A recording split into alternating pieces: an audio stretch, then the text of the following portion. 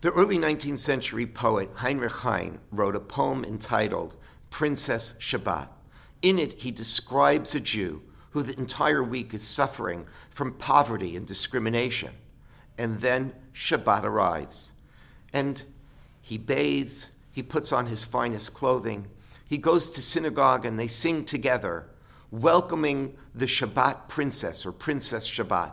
He comes home and has the finest meal of the week, surrounded by his family. And Heine goes on to describe how the Shabbat restores this man's spirit.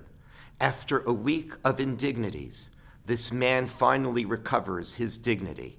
And this is something that Haam described in one phrase, that more than the Jews kept Shabbat, Shabbat kept the Jews. Now, this lesson is actually a lesson found in this week's Torah reading, because we're told that the foundation of Shabbat is that God rested on the seventh day. So why do we rest? Because it is a reminder that man is created in the image of God, and that we emulate God and we are God's partners.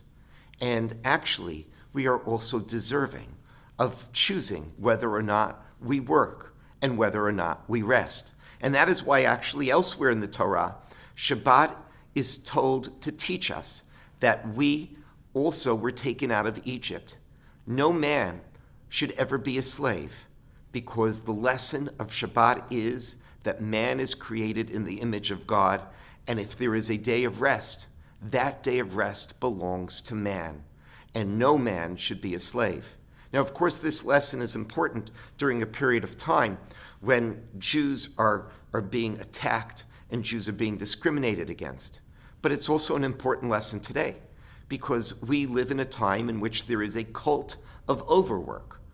The worst master a person may end up confronting in their lives is the person they see in the mirror every morning. Sometimes we are more difficult to ourselves than any slave master ever would be.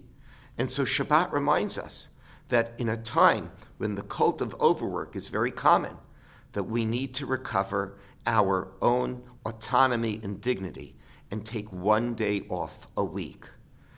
On December 10th, 1966, Agnon, the Israeli author, was scheduled to get the Nobel Prize for Literature. December 10th, 1966 was also a Shabbat, and Agnon, who is an observant Jew, was not going to go to the ceremony. And so they were able to delay giving him his Nobel Prize till 4:30 in the evening. Shabbat concluded at 3:55. And Agnon waited till 3:55 before he put on his tails and his tux, and before he got himself ready and walked downstairs and went into the limousine and just made it in time for the ceremony. Agnon was a reminder that for Jews, Shabbat is something that gives us a sense of dignity. And it doesn't matter whether it's the King of Poland or the King of Sweden. We always know who we are, and we always know that we're created in the image of God. And no matter why we're being called or what we're being called for, we always preserve our sense of dignity and autonomy.